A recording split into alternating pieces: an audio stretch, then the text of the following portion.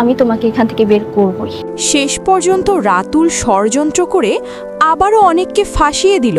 এখন প্রশ্ন, বৃষ্টি কি পারবে এই বিপদ থেকে অনেককে জেল থেকে ফিরিয়ে আনতে? আর গরিব ঘরের রাজপুত্র নাটকের ২০ নম্বর পর্বে কি ঘটতে চলেছে? ২০ নম্বর পর্ব কবে আসবে?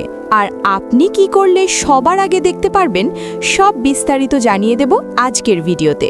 তাই ভিডিওটি ধৈর্য ধরে শেষ পর্যন্ত দেখুন। বৃষ্টি মেঘলাকে বোঝানোর চেষ্টা করবে, তোমাকে বাঁচানোর জন্যই অনেক সেখানে গিয়েছিল। আমার মনে হয় এই পুরো প্ল্যানটা অন্য কেউ সাজিয়েছে, শুধু তোমার সম্পত্তি দখল করার জন্য। আসল অপরাধী কে সেটা খুব শিগগিরই সামনে চলে আসবে। তোমার কি মনে হয় অনেক এমন কাজ করতে পারে?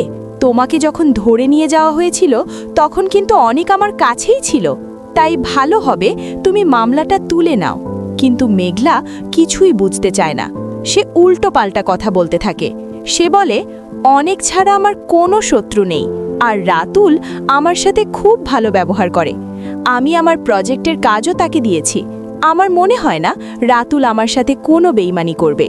এইভাবেই মেঘলা ভুল বুঝতেই থাকে অনেককে, আর এর ফলে অনেকের ওপর নেমে আসে ভয়ঙ্কর শাস্তি।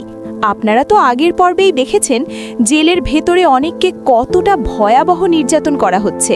মারধর, অত্যাচার সব কিছু সহ্য করতে হচ্ছে তাকে। কিন্তু ধীরে ধীরে মেঘলা তার ভুল বুঝতে পারবে। সে বুঝবে সে আসল অপরাধীকে না চিনে ভুল মানুষকে দোষ দিয়েছে। এরপর মেঘলা চেষ্টা করবে অনেককে জেল থেকে বের করে আনতে, কিন্তু ততক্ষণে অনেক দেরি হয়ে যাবে। এই রোমাঞ্চকর ঘটনাগুলোই আপনারা দেখতে পারবেন গরিব ঘরের রাজপুত্র নাটকের ২০ নম্বর পর্বে। আগামী ২০ নম্বর পর্বটি প্রচারিত হবে ২ মে দুপুর ১২টায়। তাই আপনি যদি এই চ্যানেলে নতুন হয়ে থাকেন অবশ্যই চ্যানেলটি সাবস্ক্রাইব করে রাখুন, কারণ আমরা সব নাটকের আপডেট সবার আগে নিয়ে আসি। তো ভিউয়ার্স, আজকের ভিডিও এই পর্যন্তই।